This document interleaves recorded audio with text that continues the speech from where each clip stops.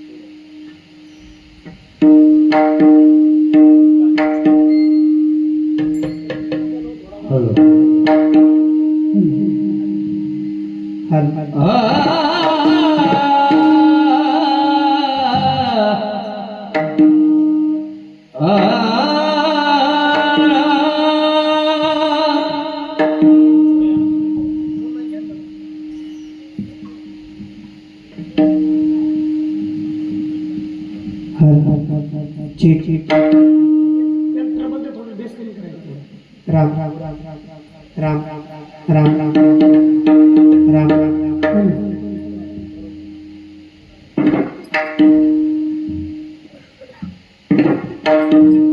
काय सांगू आता संताचे उपकार काय सांगू आता संताचे उपकार काय सांगू आता संताचे उपकार काय सांगू आता संताचे उपकार काय सांगू आता संताचे उपकार काय सांगू काय सांगू आता संताचे उपकार काय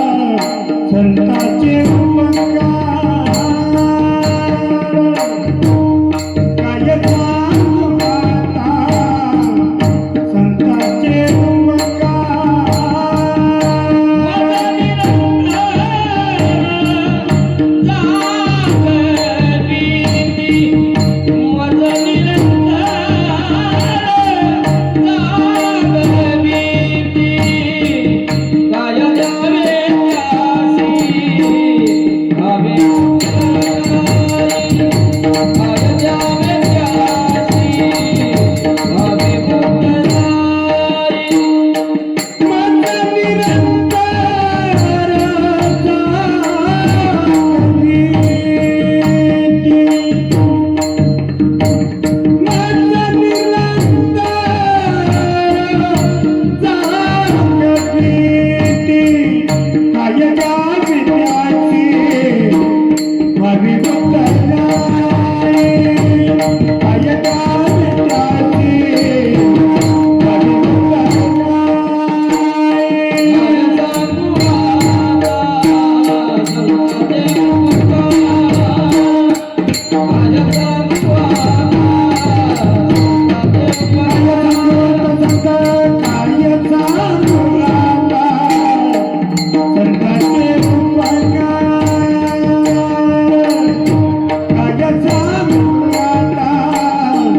संताचे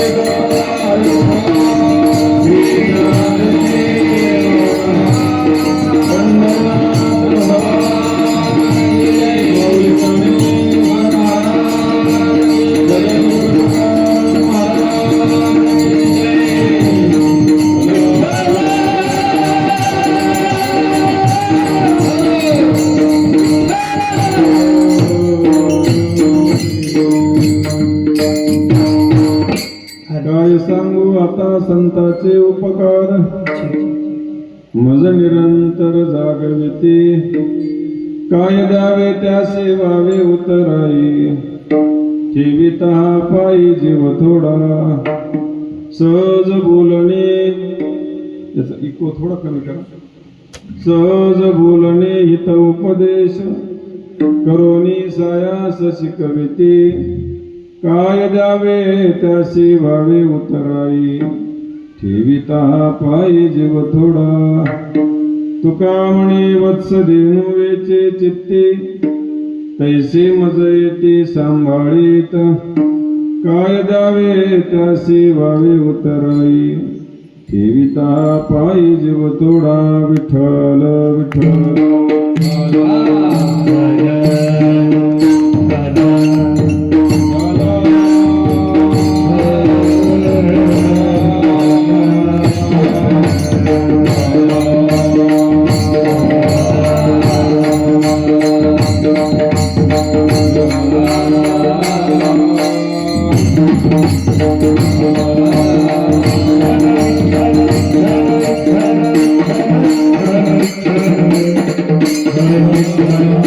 Thank you.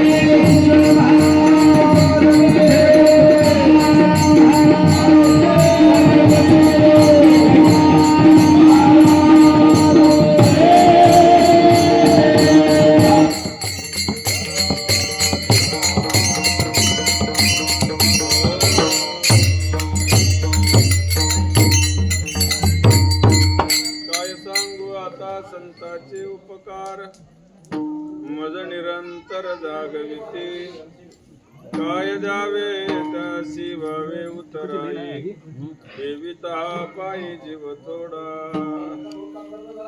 समचरण सरोजम सांद्रनीलाबुधावम जगननिहत पाणी मंडन मंडनानां तरुण तुलसीमाला कंधरं कंजनेत्रं सदय धवलासं विठ्ठलं चिन्तयामि यैवो यैवो यैवो यैवो यैवो यैवो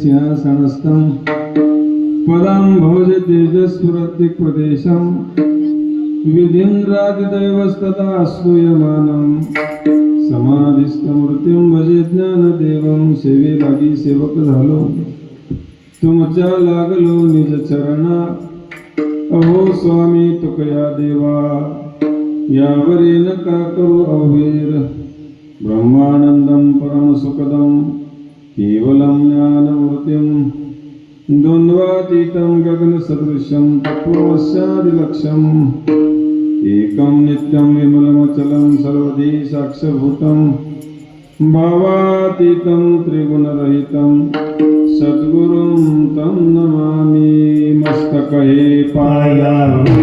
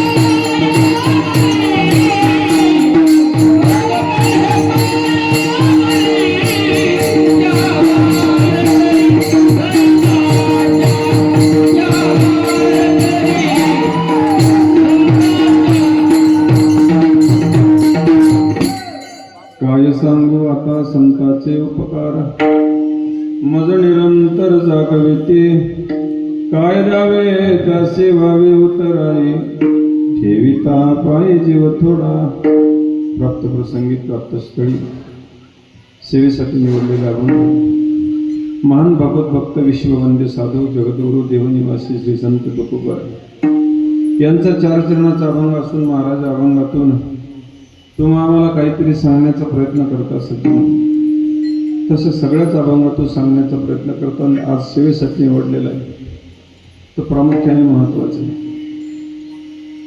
माझ्या जीवनामध्ये उपकार करणारे जगामध्ये अनेक गोष्टी आहेत पण जगात संतांसारखे उपकार करणारे कोणीच नाही. आणि असे उपकार करणारे जे संत आहेत त्या संतांच्या उपकारातून माझ्याजवळ दुसरं काहीच नाही. अमूल्य किमतीचा जीव मी त्यांच्या चरणारविंदी समर्पित करतो. असे असणारे संत भगवत भक्त जीवनामध्ये या मृत्यूलोकामध्ये जगामध्ये येतात आणि जीवाचं कल्याण करून निघून जातात. ते सहज बोलतात आणि आपल्याला असं वाटतं की काहीतरी बोलून निघून गेले पण त्या बोलण्यामध्ये हित आहे आणि ते हित सांगण्यासाठी या मृत्यूलोकामध्ये संत येतात. ज्यांना काही येत नाही त्यांना सुद्धा शिकवण्याचा कळून देण्याचा प्रयत्न संत करतात. असे संत जीवनामध्ये जीवाचा सांभाळही करण्याचा प्रयत्न करतात. हे शेवटचे चरण सांगतात अशा असेच अभंग महाराज गाथ्यामध्ये लिहितात. प्रामुख्याने अभंगामध्ये 3 मुद्दे फार महत्वाचे आहेत आणि ते उपस्थित करतात. पहिल्या मुद्द्यामध्ये जगद्गुरु तुकोबार काय करतात महाराज 3 मुद्दे महत्वाचे. उपकार करतात म्हणजे काय करतात. जगाच्या पाठीवर अनेक उपकार करणारे वस्तू आपल्याला सापडतील पण संतांसारखे उपकार जगाच्या पाठीवर कोणीही करू शकत नाही. म्हणून पहिल्या चरणामध्ये संत जागवतात. आणखीन काय करतात संत तर दुसरा मुद्दा आहे संत महात्मे शिकवतात आणि तिसरा मुद्दा फार महत्वाचा आहे संत महात्मे सांभाळ करतात. वैकुंठेश्वरी भक्तिपरायण माधव महाराज मगर सांगायचे जागविती शिकविती आणि सांभाळीते 3 मुद्द्यात 4 चरणात 3 मुद्दे वर्णन करतात तुकोबार. म्हणून दरवर्षीप्रमाणे चालू असलेला खंडहरिनाम सप्ताह त्यामध्ये श्रीमद भागवत कथा सकाळी काकडा भागवत कथा हरिपाठ रात्रीला हरिकीर्तन अशी ही कार्यक्रमाची रूपरेषा. समस्त ग्रामस्थ मंडळी राहून आमची सगळी ही भजनी मंडळी काही गावातील परगावातील आमच्यासोबत आलेले आमचे मृदंगाचार्य विजू महाराज आणि 2 गायनाचार्य आहेत आमच्यासोबत. एक संजू महाराज पाडोळे आणि आमचे गायनाचार्य भागवताचार्य आमचे खडसे महाराज विष्णू महाराज खडसे ज्यांच्या मुखारविंदातून आपण कथा ऐकता ते आपल्या गावातून भूषण रत्न आदरणीय हरिभक्तिपरायण मुरलीधर महाराज यांच्या मुखारविंदातून आपण कथा श्रवण करता. कथा त्याच माणसाची ऐकावी ज्या माणसाच्या जीवनामध्ये कोणत्याच प्रकारची जिज्ञासा नाही. जिज्ञासा म्हणजे काय माहिती का पैशाचं लोलुप नाही पैशाविषयी आसक्ता नाही. अशा महात्म्याच्या मुखारविंदातून जर कथा श्रवण केली तर ती कथा काही ना काहीतरी अंतःकरणाला बोध करत असते. नाही तर तुकोबार करतात आशाबद्ध वक्ता अंधाप्त श्रोत याच्या चित्ता. वक्ता जर आशाबद्ध असला श्रोत्याला त्याचा धाक पडत असतो. तुकोबार वक्ता हा निरपेक्ष असावा आणि असे आमचे हरिभक्तिपरायण परमस्नेही परम आदरणीय महाराज श्री गावामध्ये कथा करतात. भाग्याची गोष्ट आहे. असे विद्वत रत्न आपल्याला लाभले आपल्या गावामध्ये भाग्य आहे महाराज.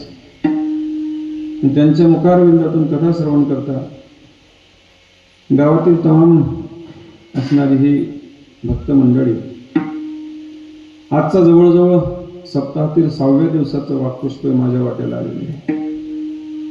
अनेक वर्षापासून योग आलाच नाही. मला वाटतं 10-15 वर्ष झाले असतील.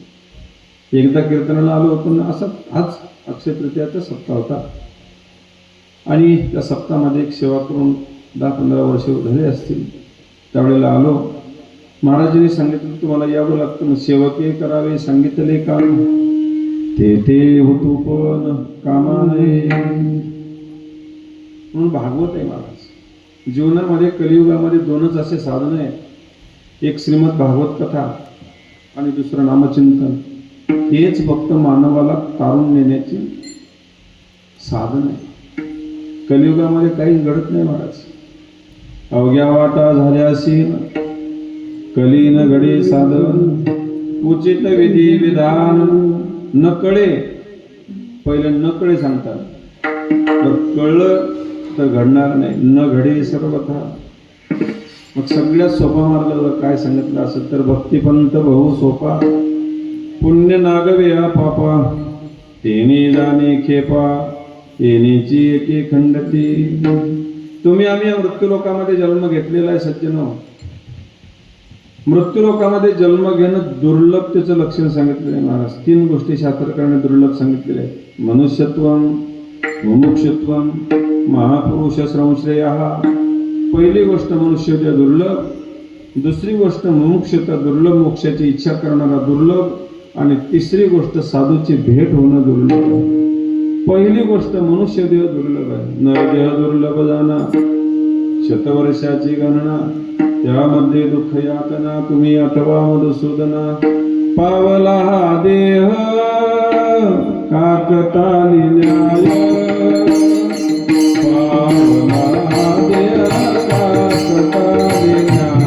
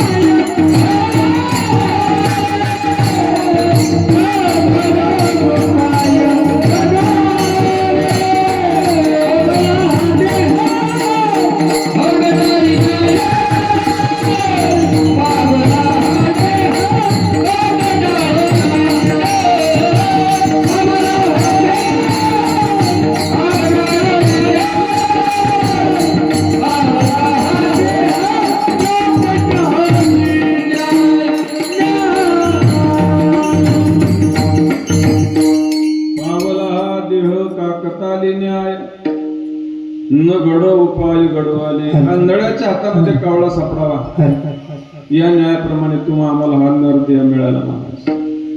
पण हा नरदेह मिळून तुम्ही आम्ही या संसारामध्ये त्याचा उपयोग करतो, पण संसार सोडा असं एकाही साधूने म्हटलं नाही महाराज. संसार करा, पण संसार करत असताना परमार्थाची त्याला जोड लावा.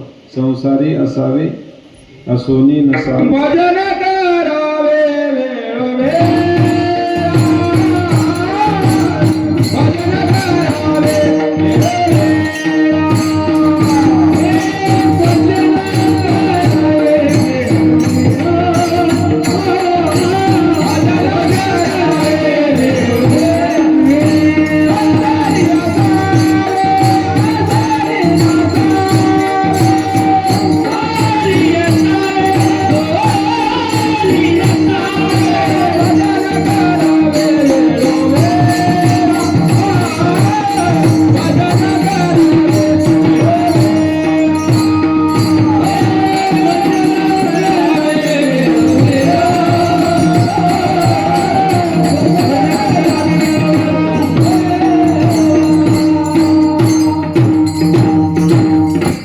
संसारी असावे असोनी नसावे. नामदेवाने करतात.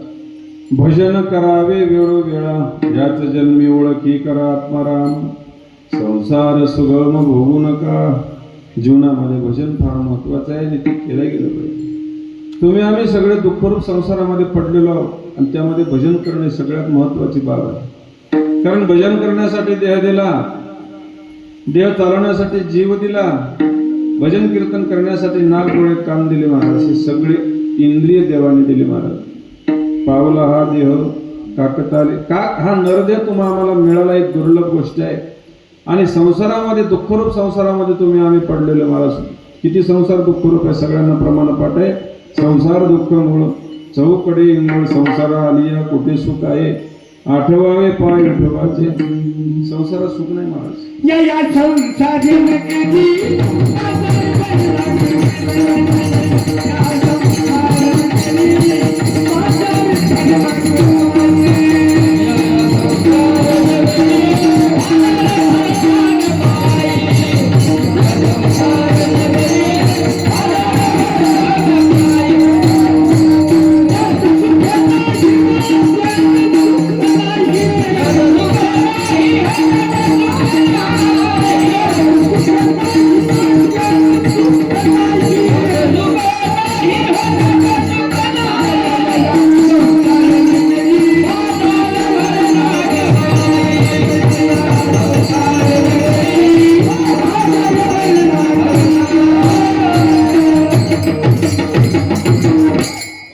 संसार नगरी बाजार भरला यात सुख नाही ओ त्यात सुख नाही. कशात सुख आहे? सुख पाहता जवा पाडे आणि दुःख पर्वत आहे. संसारात महाराज तुमच्या आमचं सामान्य जीवाचं सोडून द्या. एक गवळणीची व्यथा निळोपरा प्रकट करतात एका गवळणीच्या द्वारे महाराज. त्यामध्ये वर्णन करत असताना या संसारामध्ये मी भुलल्या गेले, किती भुलले गेले महाराज. काय करू भुलविले भुले. याचा आवाज वाढूच नका, इकडून कमीच करायला मस्त. काय करू भुलविले भुले चित्त माझे या विषयाचे चाले. आड कल्पना ठाकोनी राहिले तेने संगती याची अंतरली हो. पाया पडते दाखवा मज वाट, पाया पडते दाखवा मज वाट. कर्माचे चुकवणी आघात. सुंदर गवळणे निळोपरा वर्णन करतात. ती गवळण स्वतः म्हणते काय करू भुलविले भुली. संसारामध्ये मी भुलल्या गेले. चित्त माझे या विषयाचे झाले. आड कल्पना ठाकून राहिले तेने संगती याची अंतरली हो. परिणाम त्याचा संगती देवाची अंतरली. आणि देवाची संगती काय एकदा बाजूला गेली अंतरला गेली तर काय परिणाम होतो महाराज. विसरली तया लखानी 84च्या. देवाचा विसर पडला तर महाराज परिणाम 84 लक्षणी भोगावे लागतात. म्हणून ती गवळण संतांना विनंती करते पाया पडते दाखवा मज वाट. वाट चुकलेली स्त्री आहे, वाट चुकलेला जीव आहे. संत वाट दाखवण्याचं काम करतात महाराज. मार्ग दावणी गेले आधी दयानिधी संत ते तेनेची पंथे चालू जातात. न पडे गुंता कोठे काही. वाट दाखवण्याचं मार्ग दाखवण्याचं काम जगाच्या पाठीवर जर कोण करत असेल तर जगाच्या पाठीवर वाट दाखवण्याचं काम संत करतात. म्हणून तुम्ही आम्ही या संसारामध्ये जन्माला आलो सज्जनो. या संसारामध्ये 2 वर्ग पडलेले आहेत. एकूण प्रश्न मानून मला सांगायचं 2 वर्ग आहे. पहिला जो वर्ग आहे तो कृतज्ञ आहे, दुसरा जो वर्ग आहे तो कृतज्ञ आहे. पहिला वर्ग उपकार जाणत नाही आणि दुसरा वर्ग उपकार जाणतो. 2 वर्ग आहेत. एक उपकार जाणणार आहे आणि दुसरा उपकार जाणत नाही. पहा 2 वर्ग आहेत. सगळे सामान्य जेव्हा सगळे तुम्ही आम्ही संसारिक आहोत. एकावर कितीही उपकार करा त्याला काहीच घेणं देणं नसते. स्वर सुतक त्याचं काहीच घेणं देणं नाही. हा कृतज्ञ आहे. आणि एकावर मला थोडे जरी उपकार केले तर त्या उपकारातून परतफेड कधी करता येईल ही वाट पाहणारा दुसरा जीव असतो त्याला कृतज्ञ म्हणतात. एक अरण्यामध्ये एक साधू तप करू लागले. एक उंदीर धावत धावत आला आणि त्या मांडीखाली साधूच्या जाऊन दडला. साधूला काहीतरी लागलं म्हणून पाहतात तर उंदीर आपल्या मांडीखाली दडलेल्या पाठीमागे वळून पाहतात त्या उंदराच्या पाठीमागे एक मांजर लागली दिसली. साधूने विचार केला या उंदराला या मांजरीपासून भीती अधिकारी होते. त्याने विचार केला या उंदराची जर मांजर बनवली तर याला कशाची भीती राहणार नाही. मार्जर हा भव असं म्हटलं. त्या उंदराची काय झाली मांजर झाली. ती मांजरही पर्णकुटीच्या आसपास राहू लागली. पण एक दिवस पुन्हा एक घटना घडली. ती मांजर पुन्हा धावत धावत आली साधू जवळ येऊन दडली. साधूने विचार केला हिला कशाची तरी भीती. पाठीमागं पाहतो तो तिच्या पाठीमागे एक कुत्रा लागलेला दिसला. पुन्हा साधूला दया आली. साधूने विचार केला या मांजरीला या कुत्र्यापासून भीती आहे. मग या मांजरीचा जर कुत्रा बनवला तर आता याला कशाचीच भीती राहणार नाही. स्वानहा भव असं म्हटलं त्या मांजरीचा काय झाला, कुत्रा झाला. तो कुत्राही पर्णकुटीच्या आसपास राहू लागला. पण एक दिवस पुन्हा एक घटना घडली. त्याही कुत्र्याच्या पाठीमागे एक वाघ लागला. वाघ म्हणजे आडनावाचा नाही, बसे म्हणजे सासरवाडीच वाघ असल्यामुळे आपल्याला काय भ्यायची भीती द्या नाही.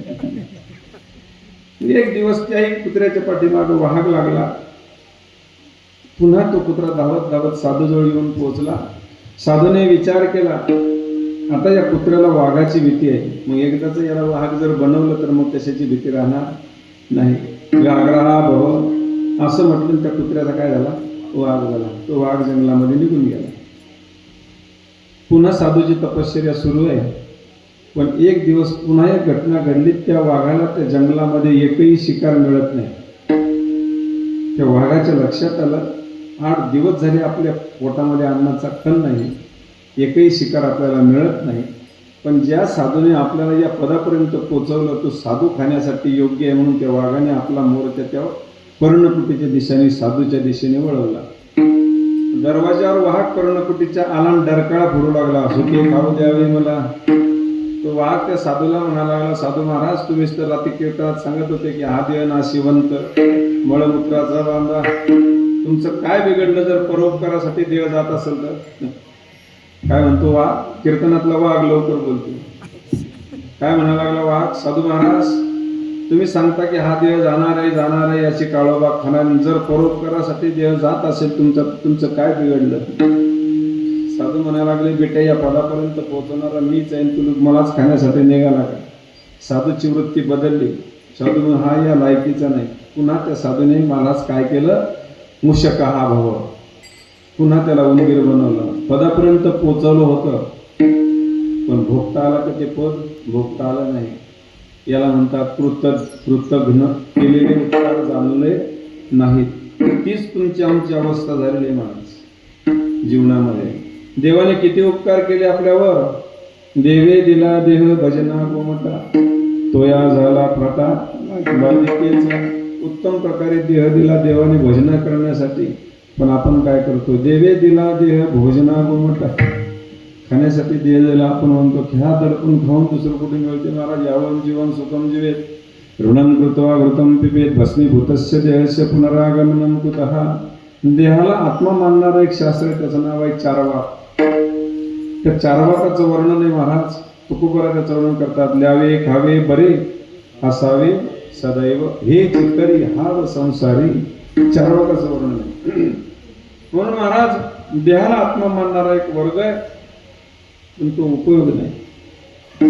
मग हा देहाला चालवण्यासाठी जीव दिला महाराज. ज्याने हा जीव दिला दान, तयाचे करीन चिंतन जगत जीवन नारायण गायन गुण तयाचे. सुंदर प्रकारे जीव महाराज या शरीरामध्ये घातला. तीर्थयात्रा करण्यासाठी पाय दिले, भजन करण्यासाठी हात दिले, देवाचं मुखावलोकन करण्यासाठी डोळे दिले, देवाची कीर्ती ऐकण्यासाठी महाराज, गुणानुवाद करण्यासाठी, कीर्तन कथा ऐकण्यासाठी कान दिले महाराज. पण आपण काय करतो महाराज? करतो काही? आपण करतच नाही महाराज. दिले इंद्रिय हात पाय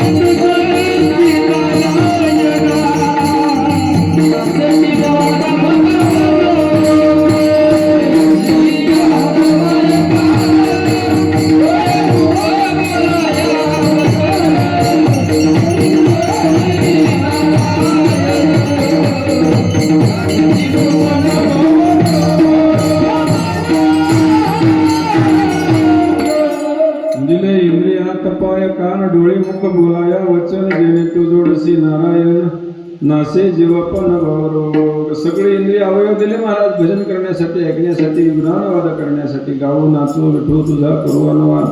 जिकडे पाय तिकडे सर्व म्हणून गोविंद हे करण्यासाठी सगळे अवयव दिले, पण आपण ते काहीच करत नाही. याला म्हणतात कृतज्ञ. आई रे बेमान दुनिया, आई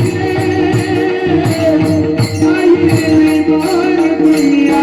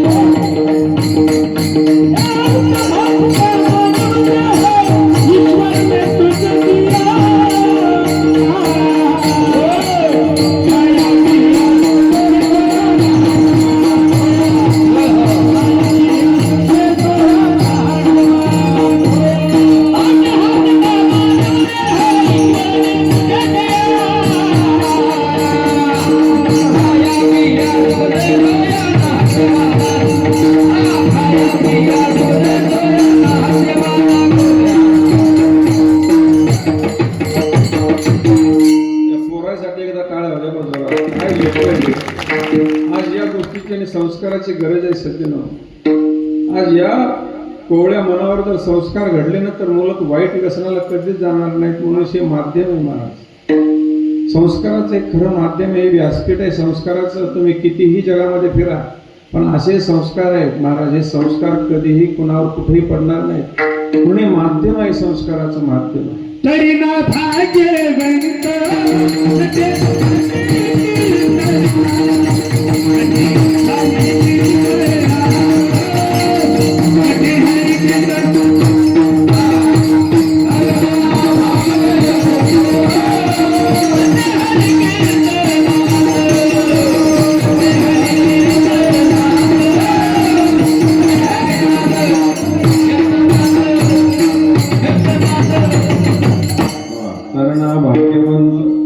नटे हरी कीर्तनात.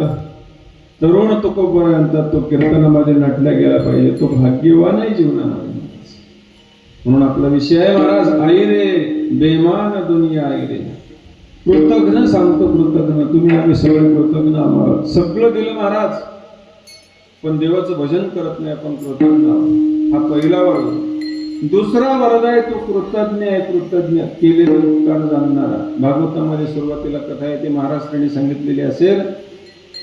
सुरुवातीलाच कथा आहे ते ज्या वेळेला पांडव हस्तिनापूरच्या राज्याच्या गादीवर बसले, पण पांडवाला महापंथाला जाण्याची वेळ आणि पांडवाचा नातू अभिमन्यूचा मुलगा त्या हस्तिनापूरच्या गादीवर बसला. त्याचं नाव होतं राजा परीक्षिती. तो राजा परीक्षिती ते हस्तिनापूरच्या गादीवर बसला आणि पांडव महापंथाला निघून गेले. राजा परीक्षितीने चांगल्या पद्धतीने राज्य चालू केलं, पण एक दिवस त्या राजाच्या मनामध्ये आलं, आपल्या वाडवडिलांनी आपल्या नगरीमध्ये कुठं कुठं काय काय ठेवलेले पाहण्यासाठी राजा आपल्या सेवकासह फिरू लागला. फिरत असताना या खोलीमध्ये ते, त्या खोलीमध्ये ते, त्या वाड्यामध्ये ते असं पाहू लागला. पण एका बंद खोलीचा दरवाजा राजाच्या दृष्टीस पडला. राजाने तो दरवाजा उघडला. त्या दरवाजात त्या खोलीमध्ये हजारो मुकुट ठेवलेले होते. त्यात एक अप्रतिम असा मुकुट होता, त्याला हिरे माणकं लावलेले. तो चमकाय लागला. राजा त्या मुकुटाजवळ गेला, तो उचलला. त्याच्यावरची धूळ होती ती झटकून टाकली. आपल्या डोक्यातला मुकुट काढला आणि तो डोक्यात, तो सुंदर मुकुट स्वतःच्या डोक्यात घातला. जसा तो मुकुट डोक्यात घातला, राजाची बुद्धी बदलली आणि राजा शिकार करण्याची इच्छा झाली. कोणाचा मुकुट होता? राजा जरासंधाचा. जरासंधा दुरात्मा दुष्ट होता आणि त्याच्यामुळं तो डोक्यात घातला बरोबर त्याची बुद्धी बदलली. म्हणून पूर्वीचे लोक कोणाचा फेटा कोणाची टोपी एकमेकाच्या डोक्यात कधीच घालत नव्हती. आता लोक टोपे द्यायचे शिकले. टोपे देतात, पण पूर्वीचा काळ फार वेगळा होता महाराज. कारण पहिले ड्रेसच नव्हते महाराज. आम्ही आळंदीला गेलो त्यावेळेला एक ड्रेसच आमच्या अंगावर होता. आता कपाट जर भरून पाहिलं तर ते कपाटातून कपडे माणूस चेंदून मरल इतके ड्रेस येते कपाटात. ही अवस्था पहिली जी अवस्था होती ती आता वेगळी अवस्था ती पहिली राहिली नाही. म्हणून तो सुंदर मुकुट असणारा जरासंधाचा राजाने डोक्यात घातला. त्याला शिकार करण्याची इच्छा झाली आणि शिकार करण्यासाठी राजा निघून गेला. त्याला शिकार तर मिळत नाही, पण तहानेने व्याकुळ झाला राजा परीक्षित. इकडं तिकडं पाहू लागला, पण पाणी कुठं मिळत नाही. तलाव नाही, विहीर नाही, कुठंच काही नाही. उंच टेकडीवर चढला, पाहू लागला कुठं काही दिसतं का. तर एक आश्रम दूरवर दिसला. राजा पुन्हा घोड्यावर बसला आणि त्या आश्रमाच्या दिशेने घोडा चालला. त्या आश्रमामध्ये एक ऋषी ध्यान करू लागले. त्या ऋषीचं नाव होतं शमीक ऋषी. ते शमीक त्या आश्रमामध्ये ध्यान करू लागले. राजा त्या ठिकाणी गेला. पाणी पाहू लागला आश्रमामध्ये, पण पाणी काही सापडत नाही. त्या राजा परीक्षितेला त्या ऋषीचा राग आला आणि त्याचा सूक्ष्म अहंकार जागी झाला. त्याने विचार केला, एवढा सार्वभौम राजा स्वतःहून याच्या आश्रमामध्ये आला आणि हा माझा आदरातिथ्य करत नाही. एक मेलेला सर्प पडलेला होता बाजूला. आता सर्पही कोण होता, काय होता आणि कसा आला याची कथा आहे. मेलेला सर्प पडलेला होता, तो बाणाच्या टोकाने उचलला आणि त्या ऋषीच्या गळ्यात घातला, त्या शमीक ऋषीच्या. राजा निघून गेला. राजा जाते न जाते तेवढ्यामध्ये त्या शमीकाचा मुलगा त्या ठिकाणी आला. त्याचं नाव आहे शृंगी. तो शृंगी ऋषी त्या ठिकाणी आला. त्याने पाहिलं आपल्या वडिलाच्या गळ्यामध्ये कोणीतरी मेलेला सर्प अडकवला. त्याचा राग अनावर झाला. त्याने पाणी अभिमंत्रित केलं, शाप देऊन टाकला, ज्याने कोणी माझ्या वडिलाच्या गळ्यामध्ये साप अडकवला असेल तो तक्षक नावाचा सर्प दिवसून 7 दिवसामध्ये मरण पावेल. शाप देऊन टाकला. आमचे गुरुजी म्हणायचे, तो मुलगा तिथं बसला. ऋषीची समाधी उत्थान झाली. मुलगा समोर बसला, पण त्याचा चेहरा लालबंद पडलेला दिसला. काय झालं विचारलं त्यावेळेला तो मुलगा म्हणायला लागला, बाबा कोणीतरी तुमच्या गळ्यामध्ये मेलेला सर्प अडकवला आणि मी त्याला शाप दिला. काय दिला? म्हणजे 7 दिवसामध्ये तो तक्षक नावाचा सर्प दंशून मरण पावेल. ऋषीने विचार केला, शमिकाने, हे काही सामान्य माणसाचं काम नाही, हे सुज्ञ माणसाचं काम आहे. त्याने वृत्ती अंतर्मुख केली, डोळे मिटले. कोण सर्प अडकवतो पाहू लागला तर चित्रपटासारखा राजा परीक्षिती सर्प अडकवताना दिसला. खाडकन डोळे उघडले. मुलाला सांगितलं, बाळा शाप दिला पण चुकीच्या माणसाला दिला. काय झालं बाबा? अरे ज्याच्या आश्रयाने आपण राहतो तो राजा परीक्षिती सर्प अडकवू लागला आणि सर्प त्याने अडकवला, पण त्याला माहित नाही. तुला माहित आहे का काय नियम आहे धर्मशास्त्राचा? 100 माणसं मेले तरी चालतील, पण 100चा पोशिंदा मरू नये, ही धर्मशास्त्र सिद्धांत आहे. राजा छत्रपती पन्हाळगडावर पोहोचण्याच्या आशेने पावनखिंड लढवणारा बाजीप्रभू देशपांडे कोणाच्याच लक्षात येत नाही. मान उडवल्यानंतरही ज्याने 550 निजाम मारून टाकले एवढा बाजीप्रभू देशपांडे होता. त्यांना माहित होतं माझा जर राजा मेला तर आमचं काय खरं राहणार आहे. मग त्या छत्रपती राजासाठी जीवाला जीवदान देणारे महाराज त्या काळामध्ये मावळे होते. त्यांना माहित होतं आपल्यासारखे 100 नाही 56 तयार होतील, नाही हजारो तयार होतील, पण एक राजा तयार होणार नाही. तानाजी मालुसरेचं उदाहरण डोळ्यासमोर आठवा. मुलाचं लग्न होतं, पत्रिका छापलेल्या होत्या, 8 दिवसावर मुलाचं लग्न येऊन पोहोचलेलं होतं. आणि तानाजी पत्रिका देण्यासाठी ज्या वेळेला आईसाहेब आणि छत्रपती बसलेले होते आणि पत्रिका घेऊन तानाजी मालुसरे आलेला होता की दादा माझ्या मुलाचं लग्न आहे आणि तुम्हाला सहकुटुंब माझ्या मुलाच्या लग्नाला यावं लागतं. राजा छत्रपती लगेच उत्तरले, ताना आलो असतो रे, पण आई साहेबांची अशी इच्छा आहे की हा जो किल्ला दिसतो कोंडाणा तो ताब्यात घ्यायचा आपल्याला, मला जावं लागेल, मला येता येणार आणि मला क्षमा कर यावेळेला. त्यावेळेला खाडकन तानाजीच्या मुखातून शब्द निघाले, राजा आम्ही आहे तोपर्यंत तुम्हाला युद्ध करण्याची गरज नाही, आधी लगीन कोंडाण्याचे मग रायबाचे, असा म्हणणारा तानाजी मालुसरे होता. त्याला माहित होतं आपल्यासारखे हजारो मेले तरी चालतील, पण हजाराचा पोशिंदा मेला नाही पाहिजे. तसं शमीक ऋषी म्हणायला लागला, अरे शाप दिला तो राजा आहे, तो मेला नाही पाहिजे, त्याला जाऊन सांग. त्याला माहित नाही. वडिलाच्या आज्ञेवरून महाराज शृंगी गेला आणि महाराज तुमच्या त्याने असं असं कृत्य घडलं, तुम्हाला शाप झाला आणि तुम्ही 7 दिवसामध्ये मरण पावणार. महाराज माणसाच्या डोळ्यासमोर जर मरण दिसायला लागलं तर माणसाला भाकर गोड लागत नाही. कोरोनाचा काळ आठवा. कोरोनाचा काळ 2-3 दिवसामध्ये डॉक्टरने सांगा आता घरी घेऊन जा दवाखान्यातून. 2-3 दिवसच हा माणूस जगते. आणि हे पेशंट नाही का महाराज, घरी येता येताच दवाखान्यातून येता येताच माणूस मरत मेले लोक कितीतरी मेले घरी येता येता. कोरोनाचा काळ महाराज एवढा जबरदस्त. तो काळ गेल्यानंतर आपण जिवंत आहे म्हणजे सामान्य गोष्ट नाही. एवढं करूनही जीवदान दिल्यानंतरही परमार्थ करू नये तुम्ही आम्ही. म्हणून जीवनामध्ये परमार्थ सगळ्यात महत्वाची गोष्ट आहे महाराज. विठ्ठल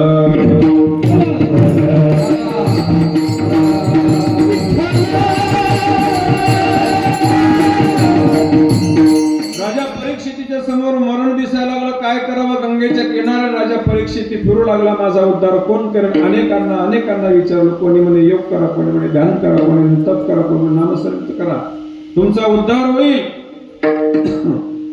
पण महाराज त्या काळामध्ये राजाने विचार केला, आता माझा उद्धार कोण करेल? त्या राजाचा उद्धार करण्यासाठी, परीक्षिती राजाचा उद्धार करण्यासाठी शुकाचार्यांचं लक्षात आलं, आता आपण जाऊन राजाला भागवत सांगावं, त्यावेळेला राजाचा उद्धार झाल्याशिवाय राहणार नाही. पण महत्वाचा मुद्दा असा उपस्थित होतो या ठिकाणी की राजा परीक्षितीला भागवत सांगण्यासाठी शुकाचार्य का आले? महत्वाचा मुद्दा आहे. त्याचं कारण असं होतं, पांडवांनी ज्या वेळेला राजसूय नावाचा यज्ञ केला, त्या यज्ञामध्ये पत्रवाळ्या उचलण्याचं काम भगवान गोपालकृष्णाकडे होतं. आणि त्या यज्ञामध्ये दररोज हजारो लोक जेवायचे. एक नामधारक साधू जर त्या यज्ञामध्ये जेवला ना तर स्वर्गात एकदा घंटा वाजवत होता, एकदा वक्ते बाबा म्हणायचे.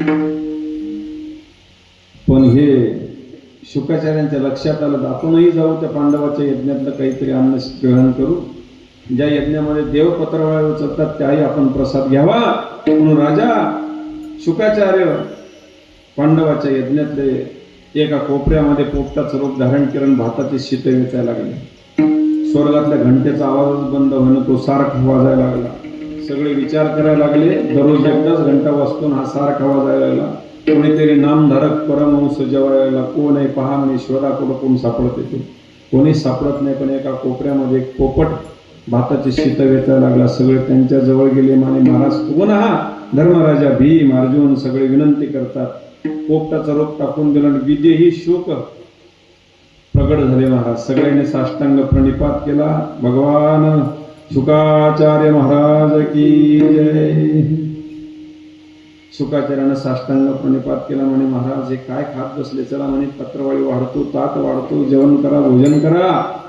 त्यावेळेला शुकाचार्य म्हणतात, माझं पोट भरलं, माझा प्रसाद घ्यायचा, मला तो प्रसाद मी ग्रहण केला आणि मी निघालो. महाराज पांडवाच्या यज्ञातले खाल्लेले भाताचे शीत, त्याचे झालेले उपकार, पांडव महापंथाला निघून गेले, अभिमन्यू युद्धामध्ये मारले गेला, उपकार फेडता आले नाहीत.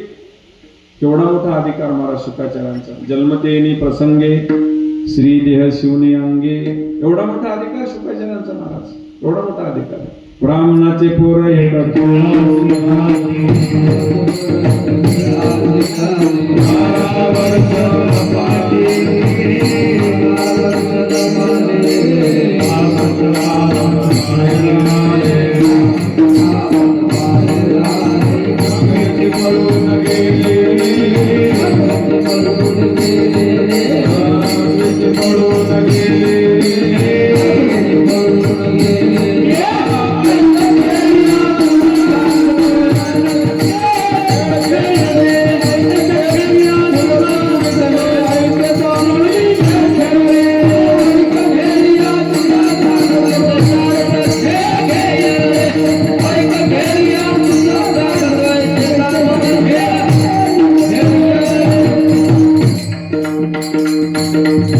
शुकाचार्य आईच्या उदरामध्ये किती वर्ष होते महाराज? केवढा मोठा अधिकार. किती वर्ष होते? नामदेवला विचारा. ब्राह्मणाचे पोर एक खेळाशी भ्याले, ते 12 वर्ष लपाले रे, कापत कापत बाहेर आले, नागवेची पळून गेले रे, ऐक खेळया तुझ सांगितले, ऐशी जाणे खेळले. 12 वर्ष आईच्या उदरामध्ये शुकाचार्य होते महाराज. देवाचा आणि शुकाचार्याचा संवाद नामदेव महाराज गाथ्यामध्ये लिहितात. शुकाख्यान नाव आहे. कितीतरी जन्माचं ज्ञान शुकाचार्याने सांगितलं देवाला.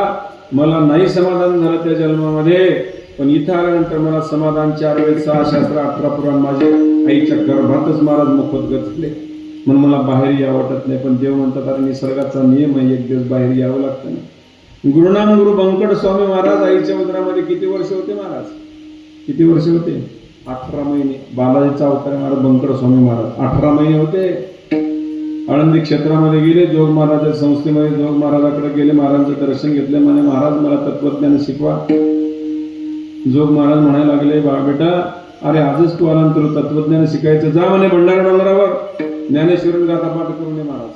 6 महिन्यात बंकट स्वामी महाराजांनी गाथा ज्ञानेश्वरी भागवत पाठ केलं महाराज. काय बुद्धी असेल, एवढी बुद्धी बंकट स्वामी महाराजांची होती महाराज. 18 महिने आईच्या उदरात शुकाचार्य, 12 महिने 12 वर्ष आईच्या उदरात होते महाराज. काय अधिकार होता महाराज शुकाचार्यांचा, एवढा मोठा शुकाचार्यांचा अधिकार. भाताचे शीत खाले, त्याचे उपकार झाले, उपकार फेडता आले नाहीत. पांडव महापंथाला निघून गेले, अभिमन्यू युद्धामध्ये मारला गेला, काय उपकार फेडावे. अभिमन्यूचा मुलगा पांडवाचा नातू, याला भागवत सांगून ते उपकार फेडावे म्हणून शुकाचार्य भागवत सांगण्यासाठी आले. याला म्हणतात कृतज्ञ केलेले उपकार जाणणारा. आणि त्या कृतज्ञाची भूमिका घेऊन जगद्गुरु तुकोबारा सांगतात, माझ्यावरही संतांचे एवढे उपकार त्या अभंगाचे पहिले.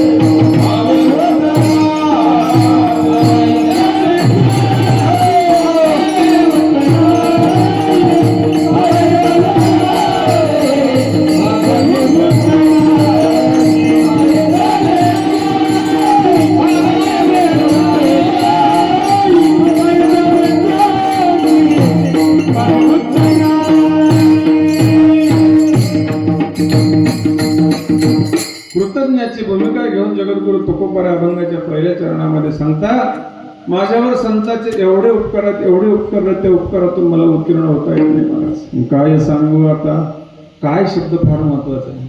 काय शब्दाने काही ठिकाणी खेद व्यक्त केला, काही आनंद व्यक्त केला, काही दुःख व्यक्त केलं, काही अनिर्वचनीयता दाखवली. अनेक अनेक अनेक शब्दार्थ आपल्याला करता येतील, पण या ठिकाणी अनिर्वचनीयता तुकोबारा दाखवतात. म्हणजे त्याविषयी काही बोलता येत नाही, काय शब्दाने काही बोलता येत नाही. काय सांगू आता, काय सांगावं, किती उपकार आहे संतांचे. जगामध्ये काही उपकार करणाऱ्या वस्तू आहेत महाराज. परोपकाराय वहंती नद्या, परोपकाराय फलंती वृक्षा, परोपकाराय दुहंती गावाः. परोपकारासाठी गाय दूध देते, परोपकारासाठी वृक्ष फळ देतात, परोपकारासाठी नद्या वाहतात. नद्या असं म्हणतात का महाराज जीवनामध्ये? की वाघ आला की त्याला पाणी पाजायचं नाही आणि गाय आली की त्याला पाणी पाजायचं, अशी कधी नदी म्हणते का? ज्ञानोबराच्या वय किती सुंदर आहेत का महाराज. का व्याघ्रा विष होनी मारो, गायीची तुशी हारो का व्याघ्रा विष होनी मारो, हे नेण्याची का प्रकारो तोय जैसे. ज्ञानोबराचे वय किती सुंदर आहेत महाराज. व्याघ्राला विष म्हणून नदी मारणार आहे का गायीची तुळशी हारणार आहे का? हे नेण्याची का प्रकार तोय जैसे. तोय म्हणजे पाणी. हा प्रकार जसा पाणी काहीच जाणत नाही, कोणीही या आणि त्या परोपकारासाठी वाहतात महाराज. परोपकारासाठी, कारण इतकी महती नद्याची महाराज. परोपकारासाठी वहंती नद्या. हा गाय दूध देते परोपकारासाठी. आता आपण वासरू पाना सोडल्यानंतर ओढून घेतो, हा भाग वेगळा. परोपकारासाठी वृक्ष फळं देतात परोपकारासाठी. म्हणून महाराज संत सुद्धा परोपकारासाठी या जगात.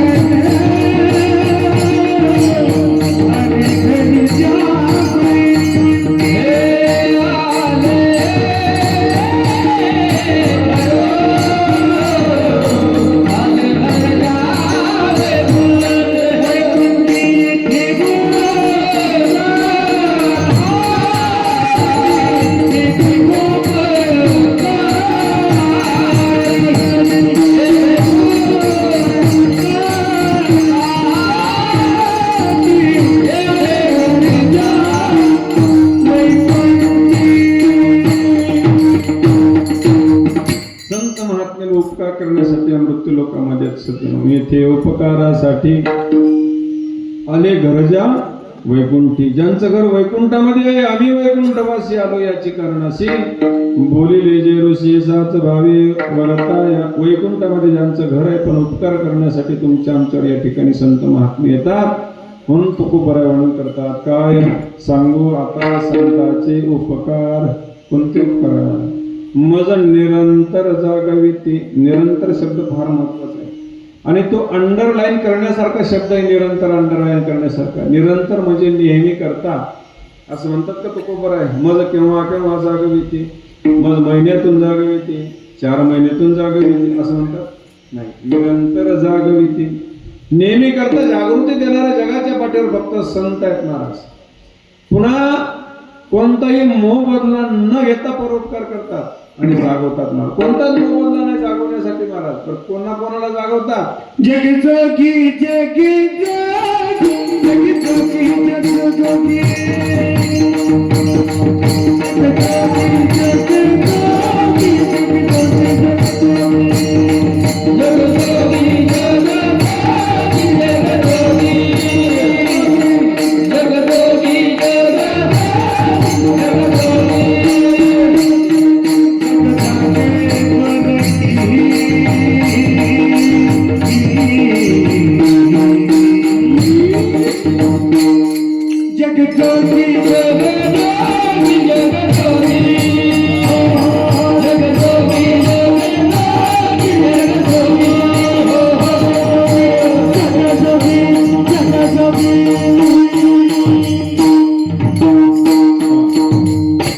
जागवतात महाराज.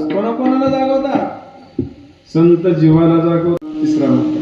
3 लोकाला जागवतात महाराज. संत देवाला, संत जीवाला जागवतात. जगजोगी जगजोगी, जागे जाग बोलते. जागे भारे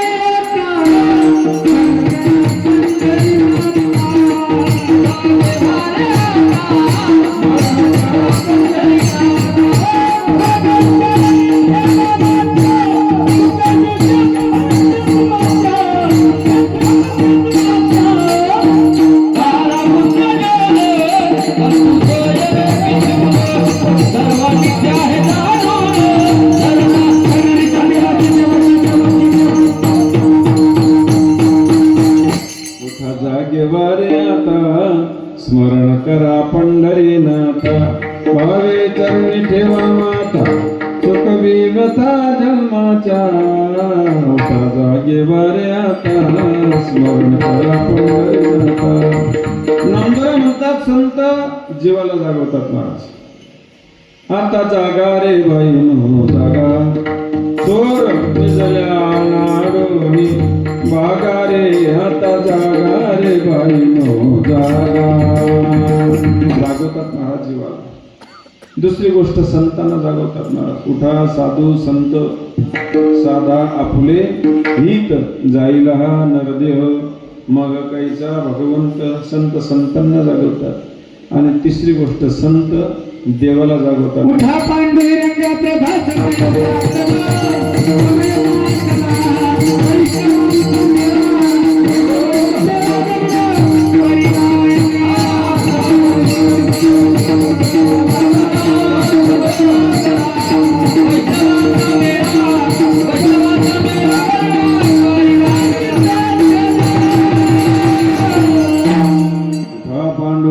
प्रभात समय पातला वैष्णवांचा मेळा गरुडा पारी जातला. उठा पांडुरंगा प्रभात दिशा ओवाळी तुम्हा भेटी कारणे संत आले रावळे. कोण संत आले देवाला उठवायला? आले ज्ञानेश्वर देखिले मंडपाजवळी. आली मुक्ताबाई अनुभवाची पुतळी. आला गोरा कुंभार कोऱ्या घेऊन या करी. करामुख मार्जन तीर्थ पायाजवळी. नाना पुष्पे घेऊन याला सावता माळी. चोखा आणि बंकाबंद पायाजवळी. आले भानुदास देखिले मंडपाजवळी. एका जनार्दनी वाजव हरिनामे टाळी. ही सगळी यादी दिली महाराज. कोण कोण संत देवाला जागवायला उठवायला आले? सगळे संत आले महाराज. रंभादिक नाचते उभ्या जोडून हात.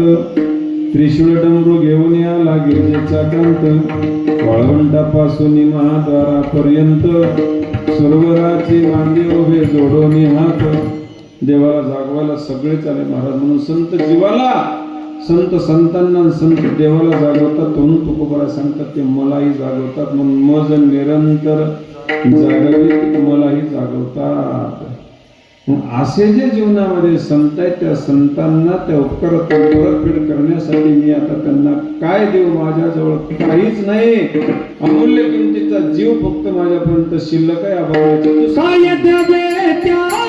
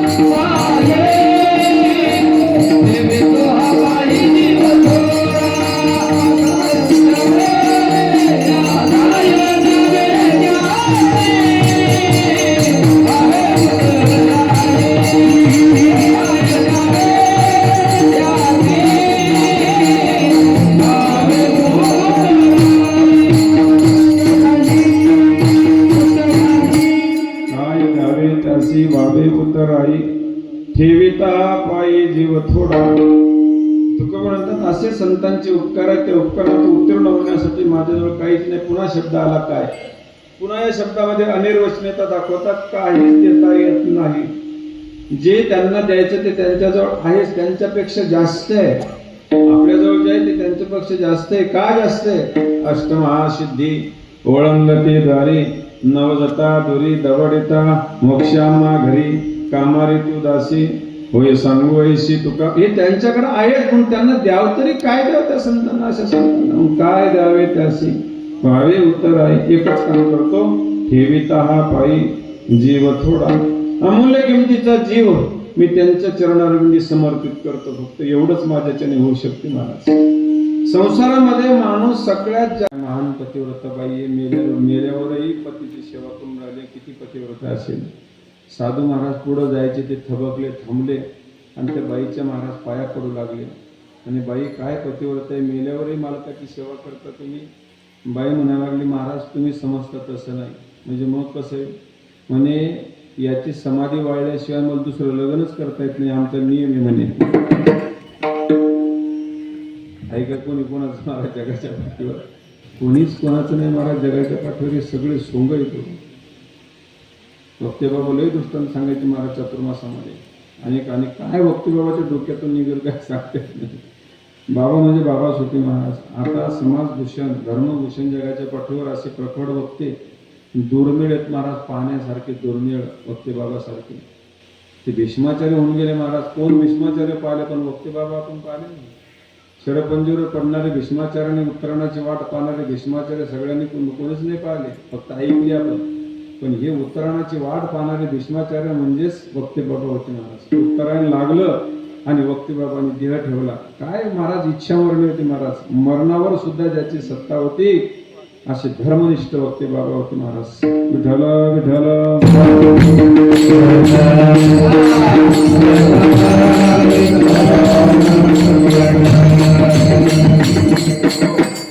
म्हणून कोणीच कोणाचं नाही. म्हणून सगळ्यात जास्त माणूस कोणावर प्रेम करतो तर तो आपल्या जीवावर प्रेम करतो महाराज, जीवावर.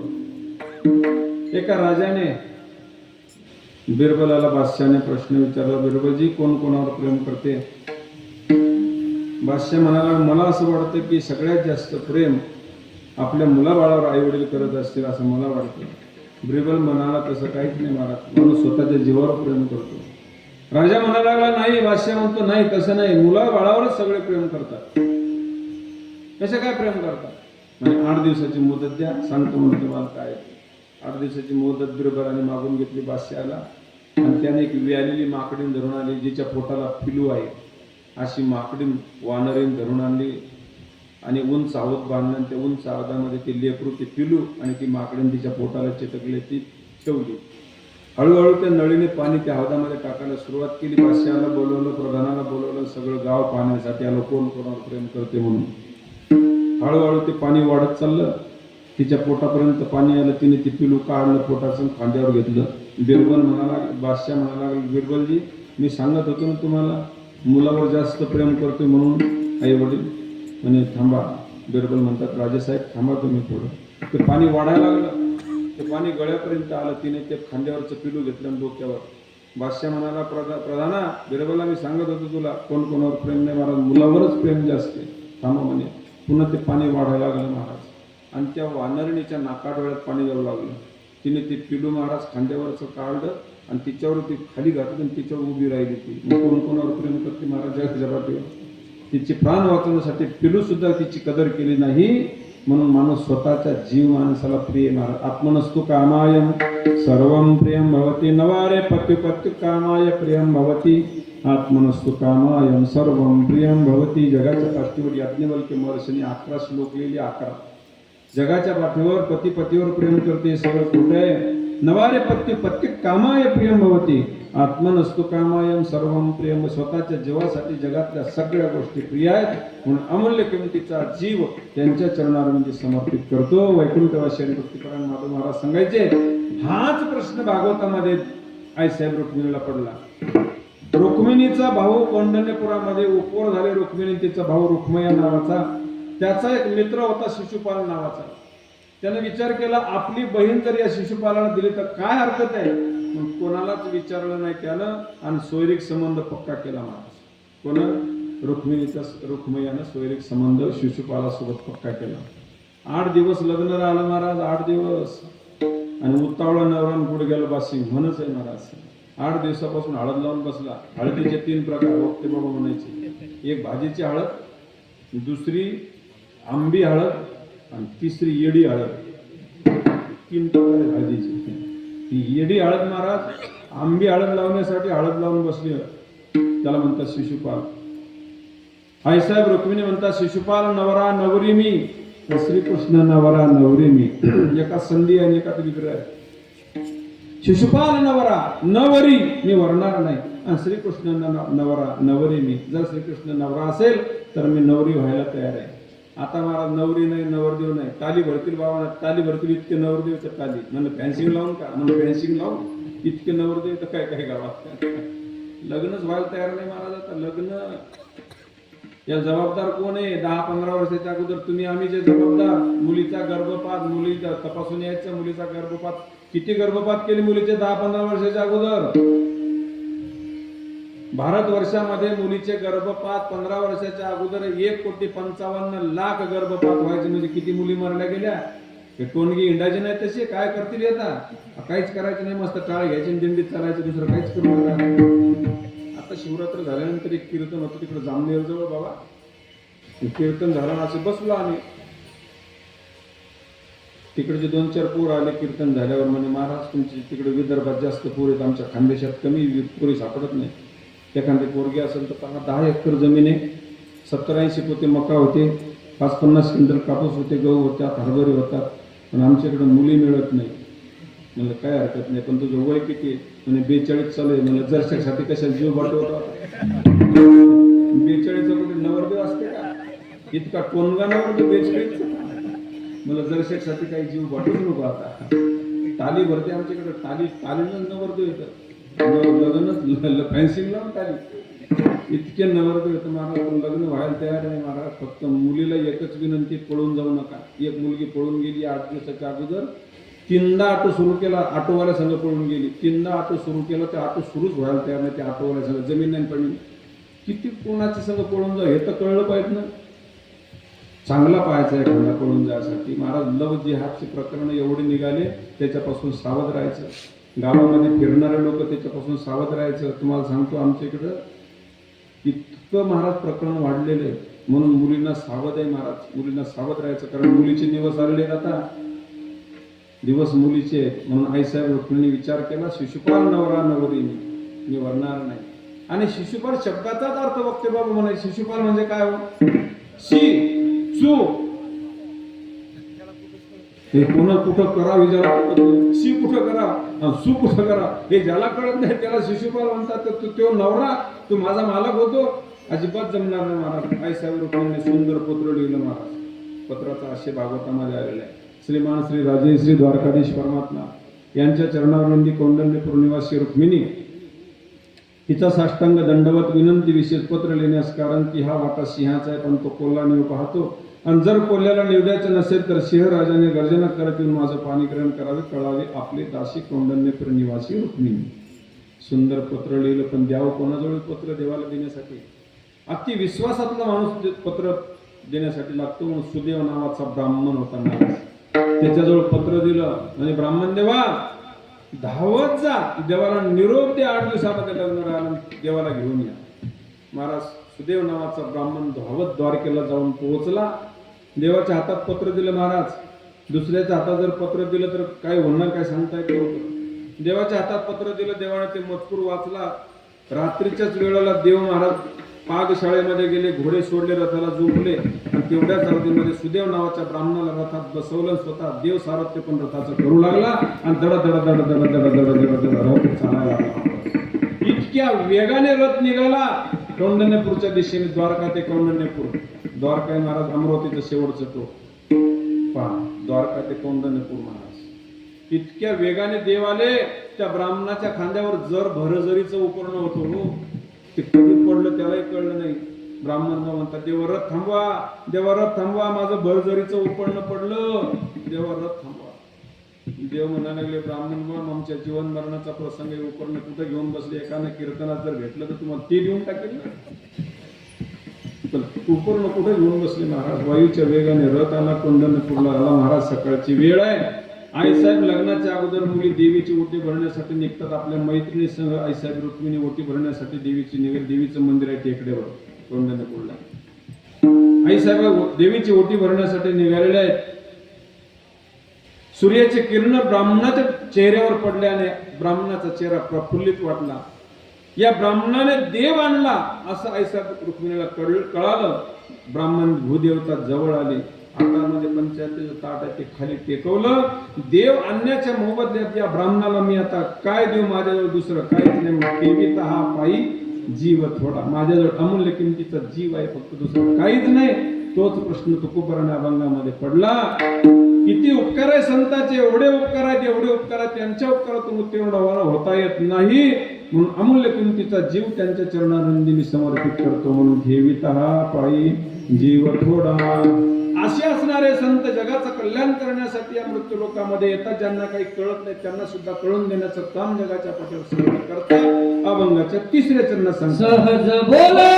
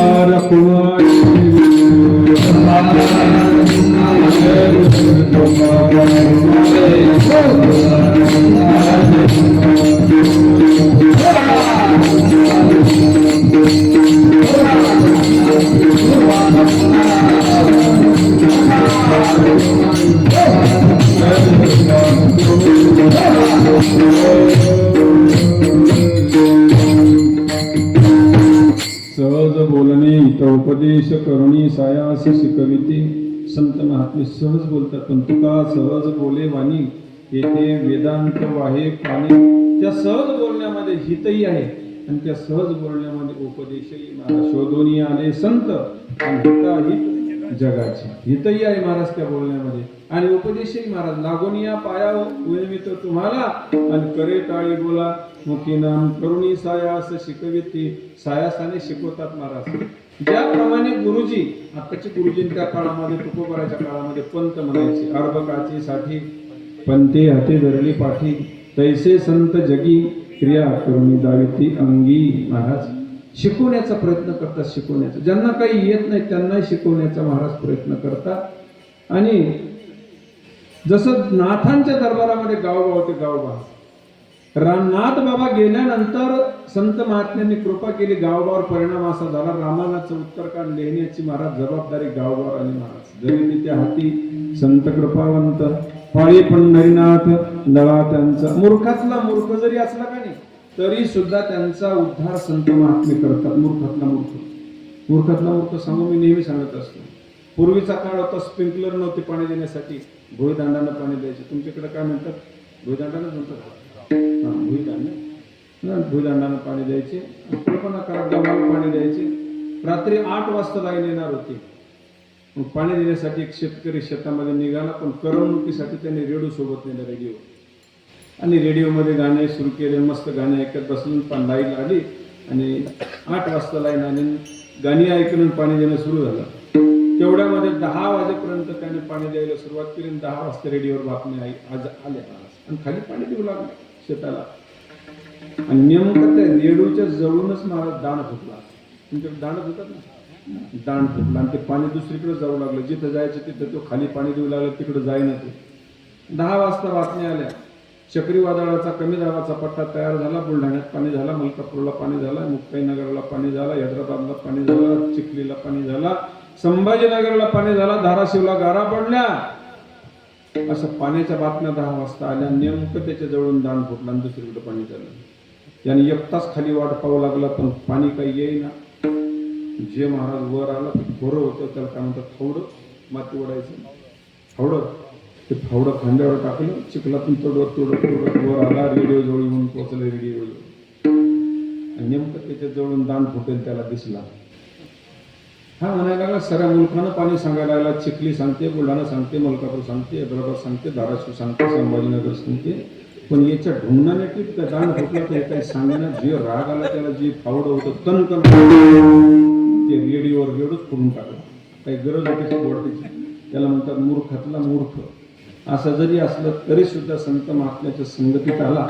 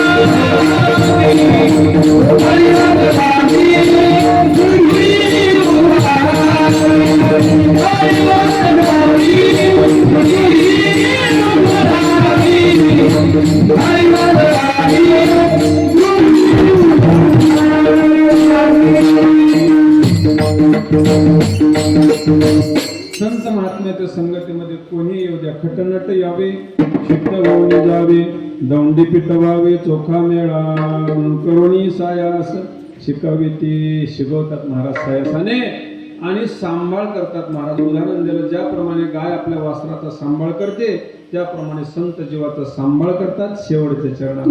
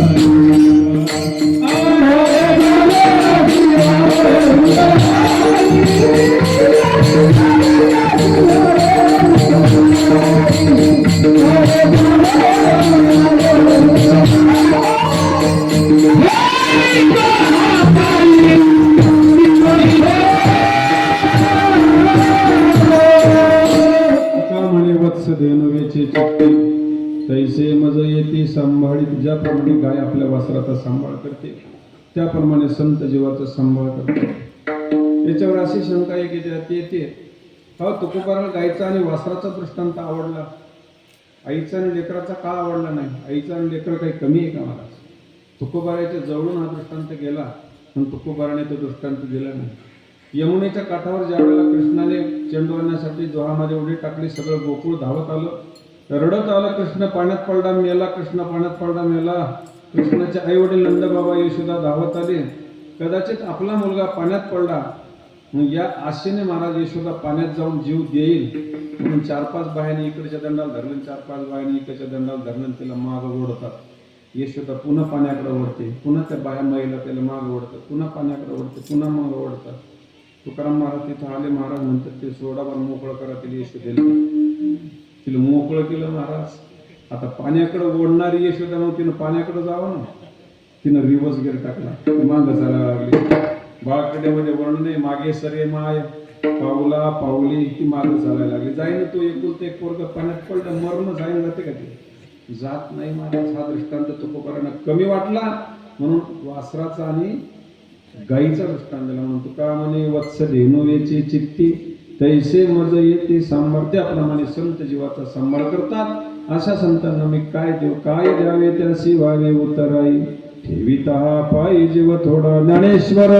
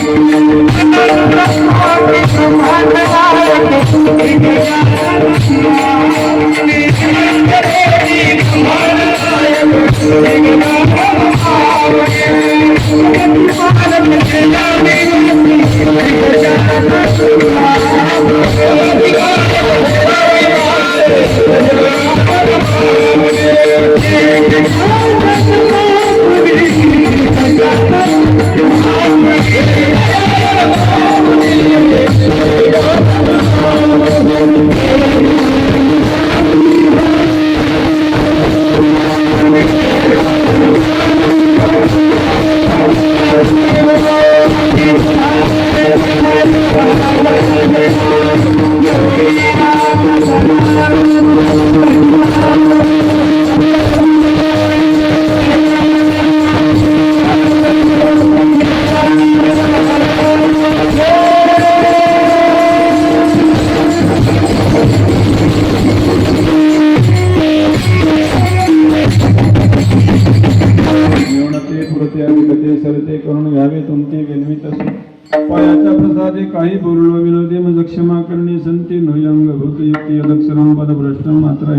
भविष्यात भवेत तत्सर्वं क्षम्यतां देवप्रसिद्ध परमेश्वर ज्ञानेश्वर गुरुवर गुरुजींच्या तुमच्या सगळ्या श्रोतेजनांच्या चरणी समर्पित करायची आणि सेवेला पूर्ण विराम द्यायचा. विठ्ठल जय जय.